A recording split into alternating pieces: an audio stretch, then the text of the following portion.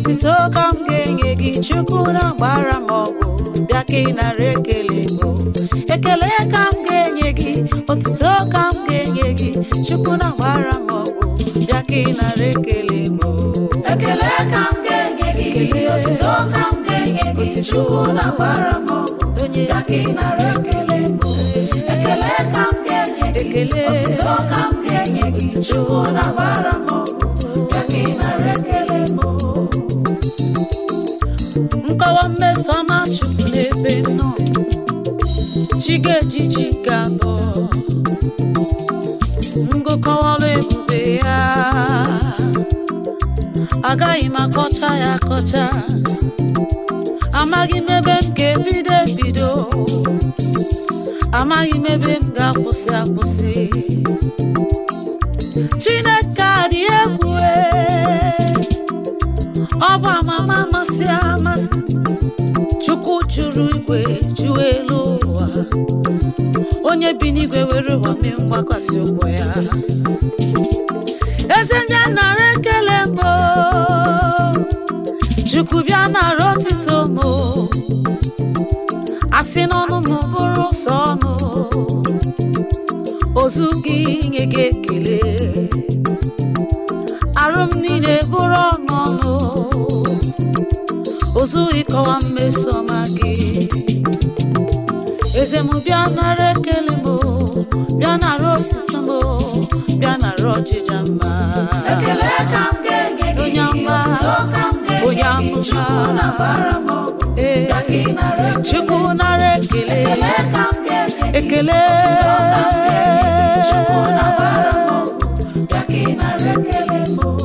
ekele ka m na-enye gị otito ka m na-enye gị ekele ka m na-enye gị otito ka m na-enye gị si na-agbara m ọgụ echetara m ihe mere n'ime ndụ m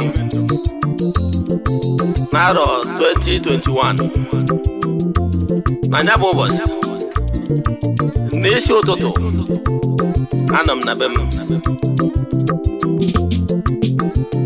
mfụ ka ndị yunifọm jupụtara na be m na ụgbọala ha bụ ebegasị anọ m na tempụl na-atụ nzu ụtụtụ ha wee bịa nwesị ha onye kụrụ na-achọ asị m ọ bụghị m nwe ebe a sị na ọmụnwa nwe ya ha jụọ m ọ bụghị m nwa bụ onye chiri ọzọ bụ ogbu efi nsị na ọmụnwa asị nọ na be m ka ha bịara o wee sị m na ha bụ ndị drọg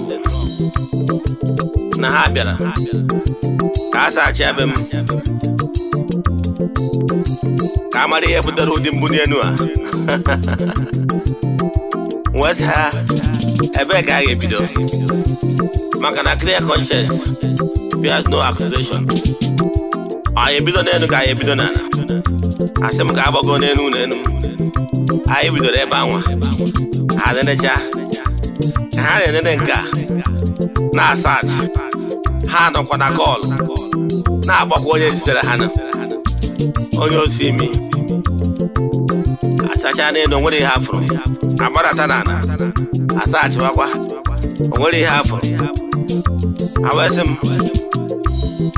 n'eziokwu na onwere ihe afụrụ mana na ọda si ọka wee bịa na mma eso ha ka onye isi ha n'ọka wee fụ m mụ na ha werekwa wee jebe n'ọka onwerekwa ihe etinyere m ịga mana anyị ruru n'ọka anọkọ m n'ebe asị m nọrọ na palọ ha madam wee bịa madam wee sị m na eziokwu na onwere ihe ha fụrụ n'ebe na be m na ya ga-asịkwana ka ya jide m maka na onwere ihe ọbụla ha fụrụ mana ya na-asị m ngwa mụ naba na aka m dị ọcha n'ofu ụbọchị ahụ ha bụkwa m wee jee ka natakwa na be m ọ bụrụ ndị osi imi ọ bụrụ ndị obi ọjọọ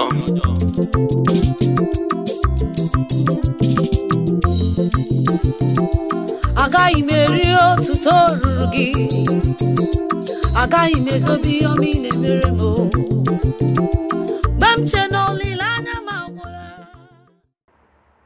Viewers all over the world, abịakwa n'oge awa nke eziokwu. Egwu ịnụ nkịta bụ egwu si na ngalaba na-afụ gbasara mgbasa ozi ọdịnala Igbo n'Ugochi Ọdịnala Temple led by me a na-akpọ Mkpọtụ.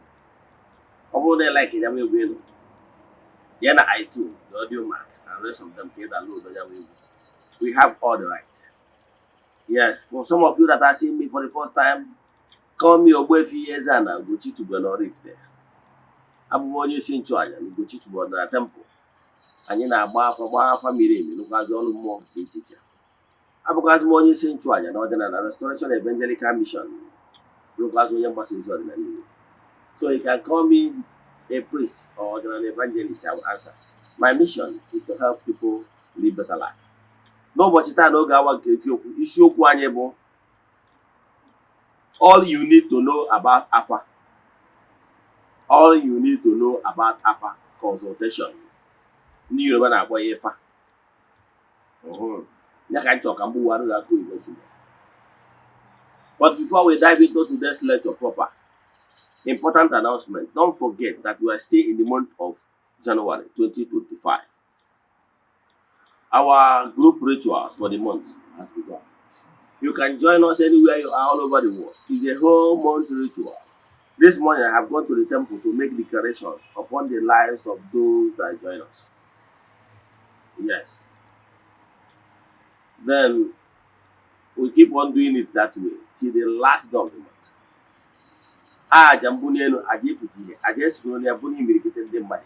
But as you all know, we don't share testimonies on social media or even in Eziokwu TV. You know why? It's not necessary. It's not why we are here. But I can tell you, we care in Eze-Ana truly.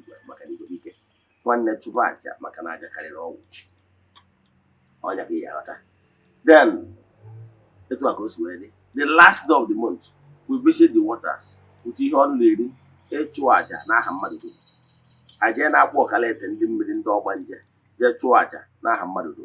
we proceed back to the temple to offer sacrifices to entities of powers in the temple. I can tell you, we started it over 3 years now. So I wanted interested in this group ritual for the month. He gave me a chat na WhatsApp. He make token donation to the account number. Nature family, chat na WhatsApp 0805 7837672. I repeat 0805 7837672 or 0813 8243871. I repeat 0813 8243871. Let's dive into today's lecture proper. Yes. Like I told you before, the topic of today is all you need to know about Afa consultation. And I'm here to explain to you what Afa is all about. Afa has been in this gross material world from the ancient time. And what is Afa? Afa is ability to obtain information from the medium. Afa is to dive into the medium to extract some information for the living. Let me give you an example. On our nakusin Kuzanama, which of way him put it in your manner, and the medical him away maloga. You know that the story made na Bible, na Old Testament, the book of Samuel. Although there was a man called Saul, there was a time he was the king of the Jewish people.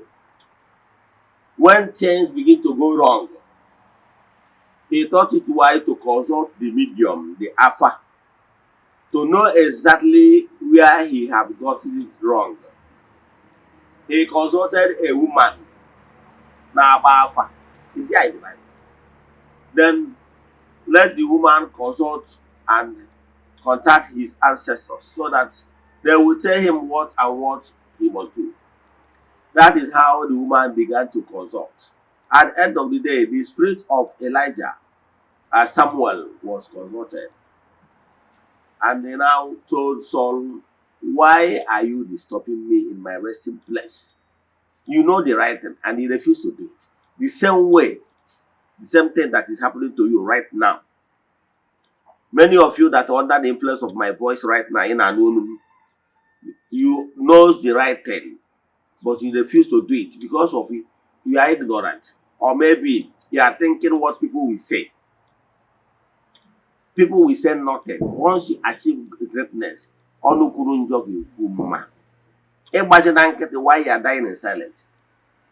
That is exactly what Saul did. And what to do was revealed to Saul. So consultation has been there. Let me give you another example before I proceed. You remember the book of Jonah, the story of Jonah. Let me refresh your memory. Jonah was called as a called one, as a messenger.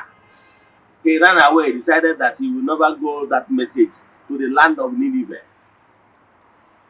He entered boat to escape, thinking that now they're back here also. Inside that boat, something tragic began to happen. They began to experience so many terrible things to the extent that they are about to perish. And they said, no. This particular happening is not ordinary.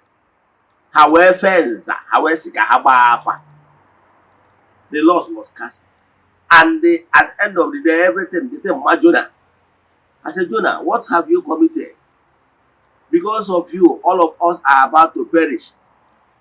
They now said, yeah, blood is not on our hand. They don't have any option than to throw Jonah back to the sea. And we are told that wall, Jonah, so what am I picking from this particular story? The picking there is that they consulted Alpha, Hatuogu, or Jonah. Are you following? Now, having given you these instances, I have many I can give you, but let me stop here. So, from my story now, you understand that Alpha has been in existence. No one can deny her. Let me tell you what is Alpha. Alpha has been. And Alpha will so many ways Alpha and many means. They can see Gwagi. Onye akpọrọ ọlụ bụ onye akpọrọ ọlụ. Ọ bụrụ na akpọrọ gị ọlụ ije ozi a, enwere ndị akpọrọ n'ụdị dị iche iche. When they enyere multiple tasks. On a very good day, ana m anọ ozi abịa. In fact, all the things I have achieved on earth today bụ ihe m nwetara through message. It don't just happen. Even including my investments, is via message. Sometimes I venture into some of those investments via message I receive, maybe because I presented people's worry to entities of powers. And now I ask them, what is the solution? Are we cause or are we with the cause? Are we cause or are we with the cause? So, sometimes if I throw this message question to Momo, the message I will get is, you can actually help by doing this or that. That is what really drove me into establishing a business as a factory to help to create job. So what I'm telling you is that it is through Alpha. Alpha is the ability to consult the medium. You can consult the medium by meditation. Let me give you another example from the Bible. Because I want to, you know why I normally quote Bible? People normally say, are you a DB and you are quoting Bible? Yes, why I'm quoting Bible is that you don't know me before. I used to be a Bible scholar. Yes. And why I'm quoting Bible is that I understand that 80% of my audience have come across Bible directly or indirectly. So it doesn't make sense if I begin to quote other spiritual books for you. You have not read them, so you will not understand. So let me use what you know. You remember the transfiguration of Jesus in the mountain, Sinai. where he went there to pray and meditate with his beloved disciple, Peter, James, and John. You remember the story? At that particular mountain to meditate and do consultation. No, meditation is time for you to do what we call spiritual exercise in order to connect yourself to the spiritual realm, to the medium. That is why I keep saying it. If you are following me and you have not started doing meditation, spiritual exercise, you are not serious.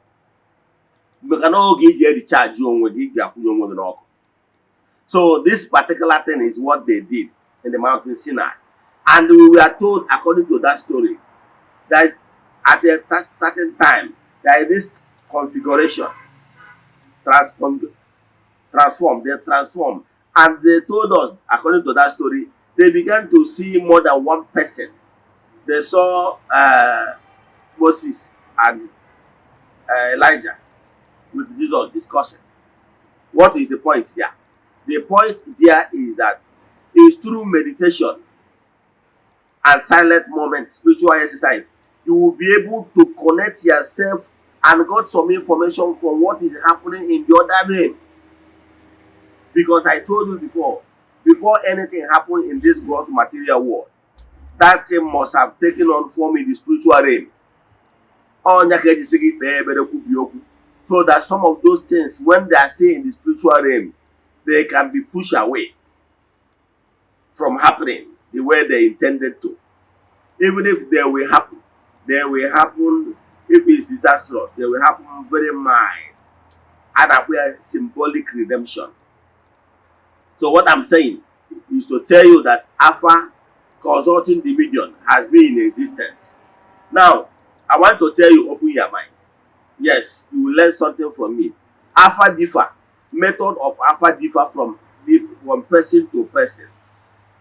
And that's what Alpha can be. Ọtụtụ ndị mmadụ nwere ike ịsị gị n'afa nke aka, n'afọ ugegbe, n'afọ ugiri, n'afa nke a. Ihe niile abụ ọ bụrụ gbakata bụ ya nọ agba ele. Ọ bụrụ medium onye ji gba. Ma ọ bụ ihe onye ji gba na onye nwere solution. Are you getting it? Ọ bụrụ gbakata na-atụ ya n'ilu n'Igbo. Na ọ bụrụ gbakata bụ ya na-agba ele, agbachara ya enwe solution. Nke ọ dịkwa. I can tell you, ability to consult the video. And well, many ways in mmadụ nwere ike iji wee consult the video. Mgbe ọ bụla ekwunyere onwe gị n'ọkụ, because ọ bụrụ na afa ka ị bịa, ị ga-ebu ụzọ kwume ihe anyị na-akpọ ịkụ a n'afa. Ị ga-ebu ụzọ kpọkuo ụmụ mmụọ. Yes, you are trying to connect yourself because whatever you get as message, it must come from them. Are you following? So the same way, if you want to prepare yourself through meditation, you have to connect yourself. One kitty, more genta, we can connect you more because no have any message. So the method, there were many methods, and we don't think I had a steady wobble. Like me, all of us may wake up. Abu, I didn't know. All of us by a temple, and the may table. Abu. Are you following? I want to know na onye agboro olu bụ onye agboro olu whether ma ọ na-arụ n'ụka ma ọ bụ na ọ na-arụ n'omenala. Abụ m onye dibịa, onye nchụaja, a priest, but I receive message. Sometimes o nwere ike ọ bụrụ mgbe m nọ na-meditate message abịa. O nwere ike ọ bụrụ mgbe m nọ na-abụ abụ na-etere Chukwu oke pụrụ ime ihe niile ozi abịa. Agwara m ọnụ ihe mere na temple about 2 years ago. Adịm echefu maka ya bụ ihe tụrụ m n'anya ibi mmụnwa ọ gbara m gharị. Ọ na-emekwa ụdị ihe a na-emekwa from time to time. Ọ bụrụ na isi na amụma adịrọ ịma na-eghọtara ihe na-ekwu mana amụma dị and ike. So agwara m ụnụ na o nwere ụmụ agbọghọbịa na-abụbịa na nke m. Ha ga-adị between the age of maybe 30s. So they came welcome ha na my consultation room. Ebe a ka m nọ asị mgbaara ha afa. The first one sị mgbaara ya afa. Afa ka anyị na-achọzi ka m gbaa kpọkụta ụmụ mmụọ na-achịrịche nji agba afa. Ozida ọ sị m na onye a na-achọ ịgbara afa bụ nnukwu nwaanyị ka ọ bụ and no reverend sister m jụọ ya. I was shocked because atụbara m ya aja atụbara m anya atọ so wee wụsa shop ndị bụ no reverend sister so wụsa the thing wee jụọ ya nna ọza m wee si reverend sister ọsị m wee na-agba n'aka na-agba n'ụkwụ maka na mmụọ karịrị mmadụ ihe nna-achọ ịkọwalụ gị bụ na amụma ka ọ bụ afa kama na wọnte na ọtụtụ ndị mmadụ eburugo n'obi n'afa ka ha bịara ịgba o nwere onye ya ọ na-abịa na nne ya na onye ahụ anya agwa m ihe wudimenti na ozibịa mana for the fact na onye ahụ eburugo n'obi n'afa ka ọ bịara ịgba ọ bụrụ na ị gbara ọrụ ya afọ anwa ọ madị satisfied because no ọ madogo na amụ ndị bịa na-agba afa unless na onye fụziri m ebe m na-eme ministration na place of worship onye ahụ amadogo n'ozi like last Sunday anyị jere ofufe na place of worship na Nnewi ebe ndị in charge e nwere ofu nwata nwaanyị bịara nụ ọ ka bịara ọfụ the first day ọ na-abịa mana afọ a na m eto ozi bịa nzibi ya ozi and ihe niile na nzire yes nwanne ya nwaanyị dị ebe perfect ife John onwe confirm ya so ihe na-achịkọwalụ gị bụ na ọ afa ka ọ bụ prophetic ministration ịma onye nwere ike bụrụ onye akpọrọ ọrụ dị jụ na ịmaara ị nwere ike na-apụta n'etu a ofu onye enyi nwoke ya asị na he got the message from the madman ị nwere ike ọ bụrụ ebe ị nọ ị na-aba moto ebe ị na-eme njem onye ahụ adụra will walk up to you and say nnukwu nwaanyị what are you still waiting for ị na-eche mgbe a pịawalụ gị azụ ọkọrọkwa ihe ọzọ jewalụ ịma ọ na-afa ka ọ gbalụ gị mgbe ahụ ijelu na prophetic ministration maka na ike dị amụma dị onye akpọrọ ọrụ uwe onye akpọrọ ọrụ I keep saying it whether ma ọ na-arụ n'ụka ma ọ bụ n'ọdịnala n'ụka ọdịnala ya anyị nwere prophetic ministration ije ebe ahụ akpọlite gị zie gị ozi ọ na ịmọrọ na ị nwere kọl ịma ọ na-afa ka ọ gbalụ kedu ihe ọzọ chọ ka ọ gwa gị yes ebe ọ bụla ị bịara ezie gị ozi ihe na-eme na ndụ gị afa ka agbalụ gị de na-abịazie nwere ọtụtụ ihe dị iche iche eji agba afọ ụmụ onye ya bụ tụzọrọ ọfụrụ gị anya na-eghe anya na egedege iru ozi abịa afa ka ọ gbara o nwere onye bụ pamistri nke m obido oli na nwa mgbe nka nọ ya na primary school enwere m ike ide mma n'anya na pam etu azie ya ozi niile m kwesịrị izie even ndị klasmeti m oge mgbe anyị na primary school tụ nne ya anya n'aka etu agwa nga onye tọrọ ịmaga oge ahụ anyị nwere problem we doesn't have problem asị ụmụazị nọ na primary school then anyị nwere problem so ihe ọ na-abụ onwere that time problem adịka nọ mana ọ na-abụ nne onye anya n'aka ihe ọ na-abụ ngwa ha na-agba n'aka na-agba n'ụka nwe nke nnecha aka asị gị na ọnwa anyị ka ị tọrọ na bụ ụlọ ha etinye ọ bụrụ eziokwu onye ya nwe ka ọ bụrụ na ejima ka ọ tọrọ ma ọ nọ nwoke ka ọ tọrọ nne ya anya n'aka asị gị na onye dị etu a ọ naghị etinye ịtago ndị mmadụ ọgwụ ya mecha o jekpọ nwanne si abịago na ya fụrụ onye nwere gwara ya ọ mọrọ be ha nothing mana ọ gwara ya onye tọrọ ya ma ọ bụ onye ọ tọrọ afa ka ọ bụ I remember when I was in India something years ago they normally do more of palmistry maka na ihe a ga na-akpọ akara aka ihe ga-abụ na ndụ a dị ya enwere the major ones nwere the other ones that changes as a result of your present life because your life you are living here to now determine how your future will be in next 7 years will be afa ka ọ bụ onwe onye na-agba afa ọchị nkịtị ka o ji agba afa ọjị a ka ọ ga-eji na-agba maka ihe na-akọmuniketi ihe dị n'ime nwere ihe a na-akpọ intuition afọ uche ọwụ ha adịghị ebe a mmụọ akọmuniketi maka na mmụọ ahụ iji eji ọrụ ga na-agwa gị na ihe nke a bidoro na ihe nke a pụtara na ihe kpata na afa adịghị ekuzi afa ekuzi to most people ngwa ndị mụrụ amụ anywhere mana majority the one Igbo bi ụwa dịghị you is the greatest mmadụ nwere ike iji ọchị nkịtị gbaa afa agwara gị is part of afa at different dimension mmadụ nwere ike iji akara aka gbaa afa a na-akpọ ya afa akara aka mmadụ nwere ike iji ọjị gbaa mmadụ nwere ike iji ego ayọ gbara gị afa mmadụ nwere ike iji akara aka nwunye a na-akpọ akara aka wee gbara gị afa daizi akara aka na-ele ọ na-adịkwa ka ego ayọ were gbara gị afa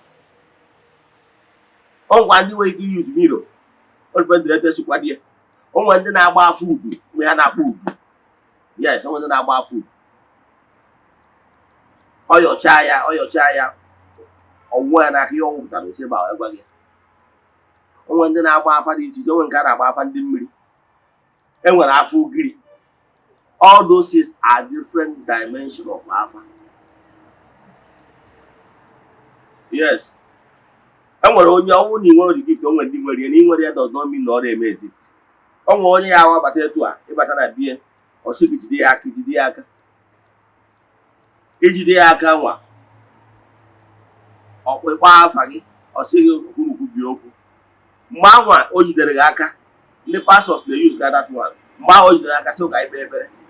Ihe ọ na-eme mgbe ahụ o ji current ya na-atap for current for your body. Go well connect ya the real spirit in you. Can message wee bịa. Are you following? Mgbe ahụ o jidere aka sị ụka ikpe ekpere, unu na-ekpe ekpere ahụ, unu becha ekpere hapụghị aka. So na ọgwa obido zibego ozi bịa na-ekpe ekpere, ozi ya nwetara. And ọ bụrụ correct. Iji hụ na nke dibịa gbakọ afọ ọ bụrụ the same thing. Ọ bụrụ na ike ọnọ na ike dike. So o nwere afa karịrị ibie. In fact, afa ahụ the highest wa afa agbachala. Ngwa gị ihe ị ga-eme ime ya inwe solution. Ọ bụrụ onye gbakọta afa ma ọ bụ na na-asụrụ gị language dị iche iche gbara ogharị, does it make any sense? Yes. A na-agbakwa onye ga bido na-agụkwala gị ihe gbasara etu otu, ihe gbasara agari ofu. Ihe gbasara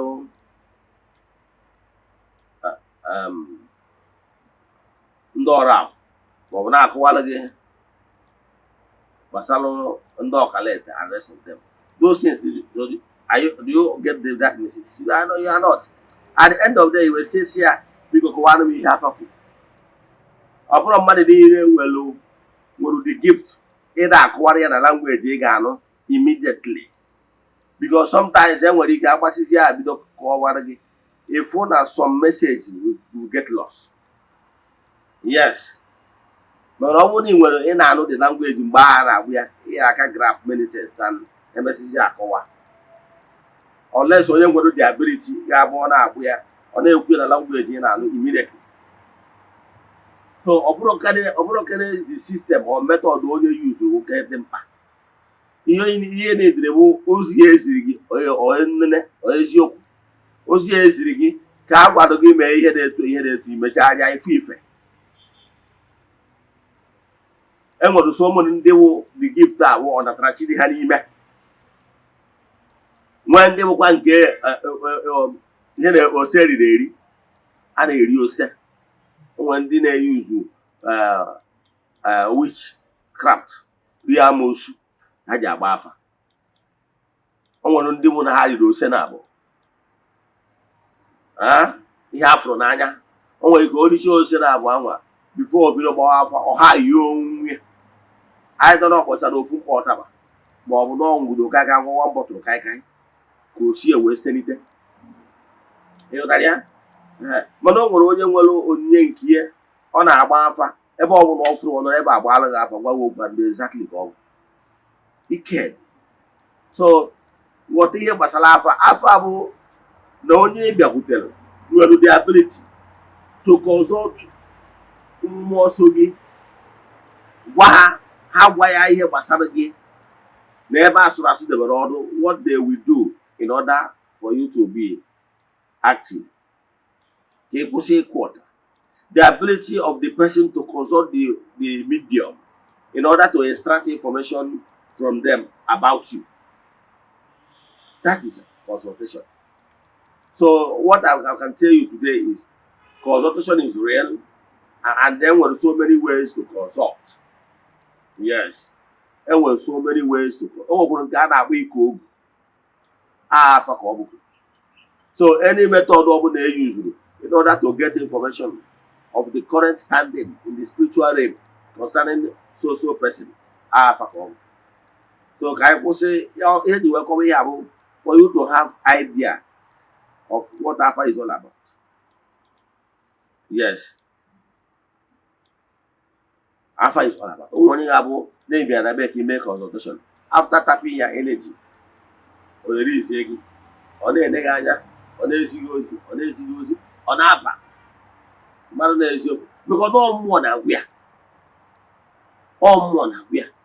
Only one day, nearest or everyone. All Hannah torn that he have hour. Now we are because all you have. Are you following? So let me stop here. If you have any question today concerning Afa, I have told you the price Afa. Yes, Afa is determined by onye na-agbalaga Afa. Ihe o decided etu o si wee set the goal nke ya. Na ihe nya na-ezumezu ekwu. Kpata na price eji agba Afa differ from person to person. Yes. Ọ bụrụ onye a ga-eji aka si n'etu a ka esi wetu ma ọ na ndị otu e gwara na-etu a ka esi wetu. Like na temple, part of the Afa money iji gba Afa is to support ministration n'eziokwu TV. So some of the money equal na-aga in support to charity. Are you following? So that is the thing. So all more onye ji alụ ọrụ ga-determine etu a ga-esi wee mie and the sharing formula. So and the bata na ya dey asị mmadụ debe ihe sọrọ gị bụ na most people na-eneni ọdịnala eneni. Our counterpart nwekwa the same gift. Onye abatara ụfọdụ ndị nwere gift achọrọ ịlụ n'ọdịnala. They want to be doing it as a pastor. But ọ bụrụ n'ọdịnala, ndị people normally look down on ọdịnala.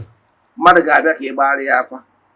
Ị wee nwa anwa wee sị ya debe ego na-esọrọ ya. Ụfọdụ just ọgwara m ihe ụfọdụ na-akpọ ndị dibịa mana ọ nwere ike onye na-abụ ke pastor o so nnukwu seed. So that is the thing. So were ụdọ ma ya ụmụ were egwu ma ya ụdọ bụ something. But what I want to tell you is that ọ bịa ịmalụ ka onye si debe ihu ọrụ ya. So onye ya agbala gị afa ga-agwa gị what you have to do. Are you following? So it differ from person to person. Let me stop here. But I can tell you, Afa is the ability to connect the word of the spirit to start information concerning so person and the hageme so that there will be peace. So you want to na nkuzi a ma ọ bụ na ịchọ ka agbala gị afa miri emi. Chat am na WhatsApp 0805 7837672. I repeat 0805 7837672 or 0813 8243 871. I repeat 0813 8243 871. See you tomorrow n'oge awa nke eziokwu. Ọ bụrụ na ọnwa egburu onye eji wee chụ aja emechaa na ọ ya ebuo me ka emesịa